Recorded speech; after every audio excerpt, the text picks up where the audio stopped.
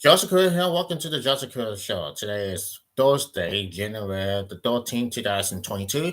We're talking about this whole stuff going on. We're talking about the Omicron variant, the virus, and all this stuff that's going on here. Here's what I'm talking about. Now, Biden plans 500 million more tests. Bill Gates says COVID will soon be like seasonal flu. Here's an update on this COVID-19 here. Now, look at this.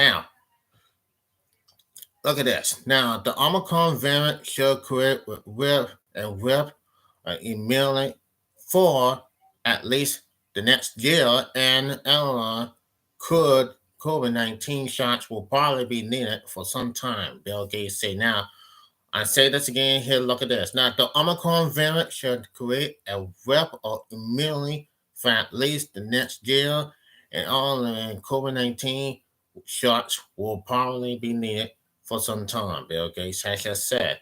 Now, look at this. Once Omicron goes through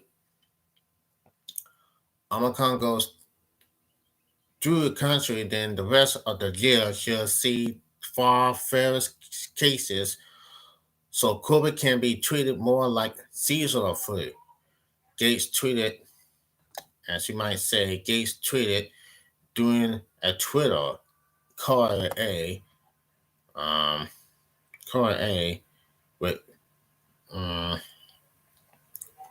Deborah Shaw, Chief of Global Public Health at the University in Edinburgh early this week. Now, Gates, co-founder of Microsoft and of the Bill and Melinda Gates Foundation, said a more transmissible environment than Omicron is not likely to emerge, but he acknowledges that COVID-19 has provided numerous supplies during the pandemic.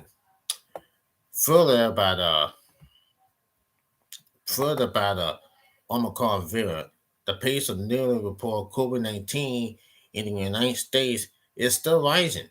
The country reported more than 5.5 million cases in a week ending Wednesday. And USA Today analyst on Johns Hopkins University data shows, compared to a week before, 47 states have rising case counts, 38 states have rising death counts, and 4 United States have more COVID-19 cases in hospital beds.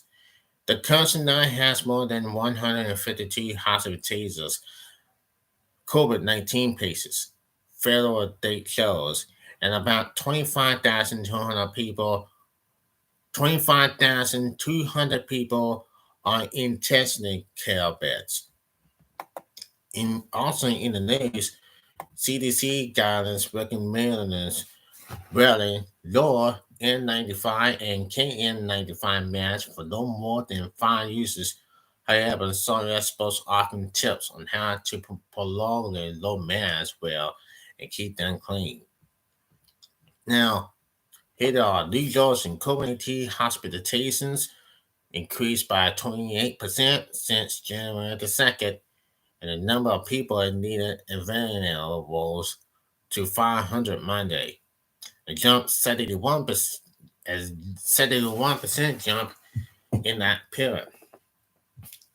So, but hey, that's what's happening here, folks. Now, the Dynamics analysis yesterday that his Australia travel declared from containing incorrect information, and he also confessed to the error adjustment in, in taking part in the interview and fellowship in Serbia last month after testing positive for COVID-19. The U.S. Army, for the first time, is offering a maximum enlistment bonus of $550,000 to recruiters who join for such years as the service struggles to lure soldiers into critical jobs in the pandemic, according to the Association Press. Today's numbers.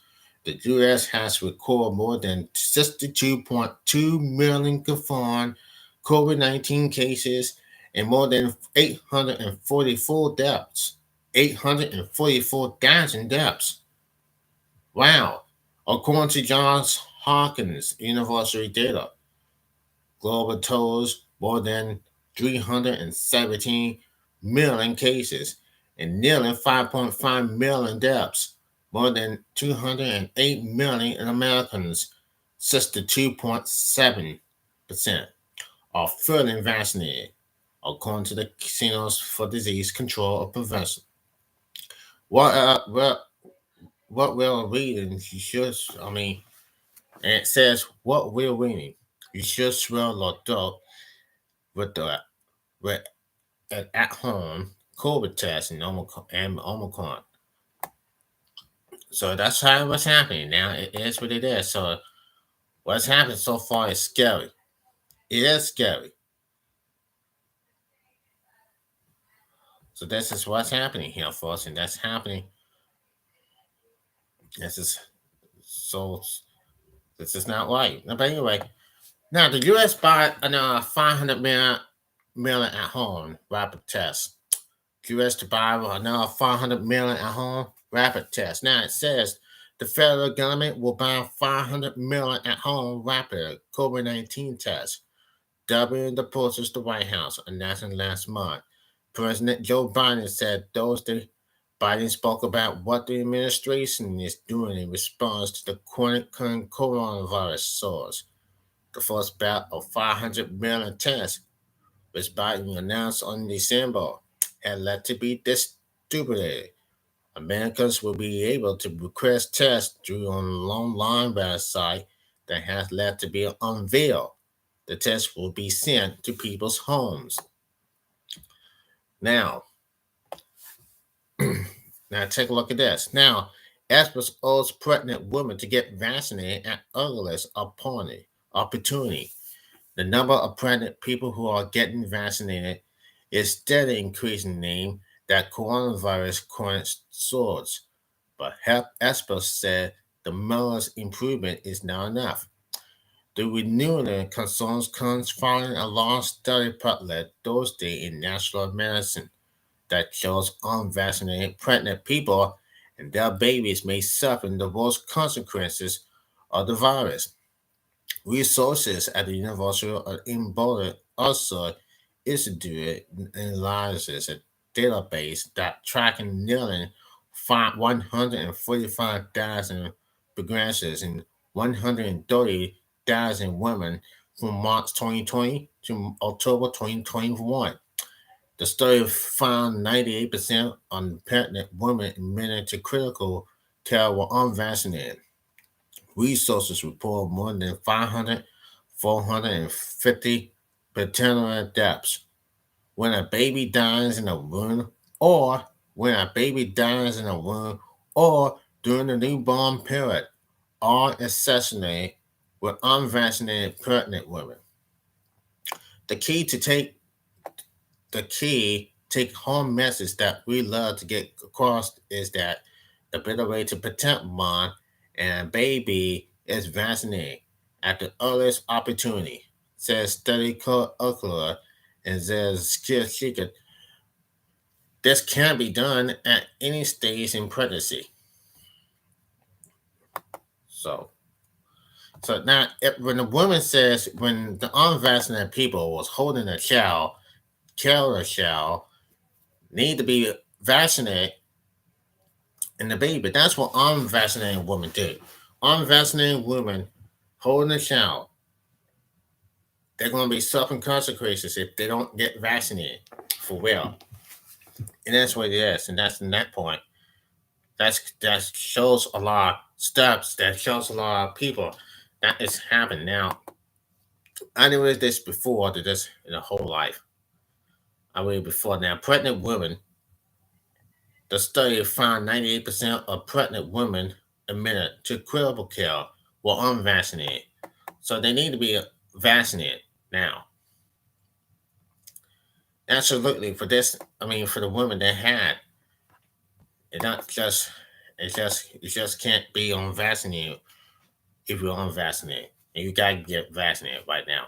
Now, high risk, don't take chances with COVID-19. As the coronavirus tells across America, is a potential bad time for high risk people to catch COVID 19. And that means a lot of Americans are vulnerable. Nearly 40% of U.S. adults are considered at high risk for a serious infection because they're over 65 or carrying extra pounds or have extensive medical conditions. And when there are good treatments to prevent infections, people from needed hospital care, including 22 recently approval. Now, mostly taught unavailable across the country. Right now, we got nothing else to treat of million patients with COVID, says Dr. Gina Mazzola, pediatrics the division of infection disease at the University of Alabama at Birmingham. We have no markers right now. We don't need those old drugs left if we don't have any other options. So it's really important to try to protect yourself. Yes, I don't know. I really don't know for sure. This is all. This is all. This is up to something. People are in high risk right now. The America is in trouble, and it needs to heal. It needs to heal because people are wearing masks. People have to wear masks, and they didn't because they were having their masks on and they catch COVID. Just like yesterday, just like today, just like yesterday, last night, everything. People gathering around with crowds.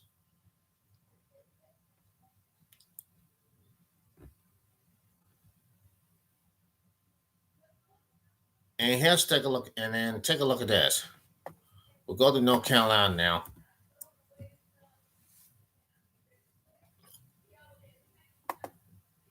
This is a whole damn thing. Now look at this. Not too bad. We're gonna continue because what the bad thing is we're gonna have snow on Sunday.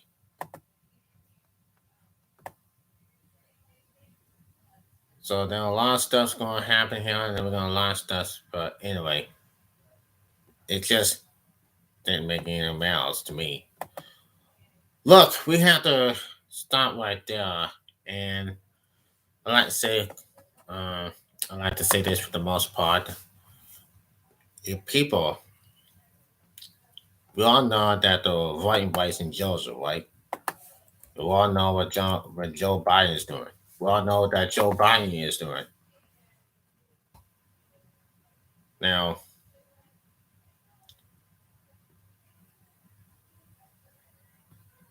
so now let's get take a look at this and what's happening here for us, and this is how it happens. Now, look at this first.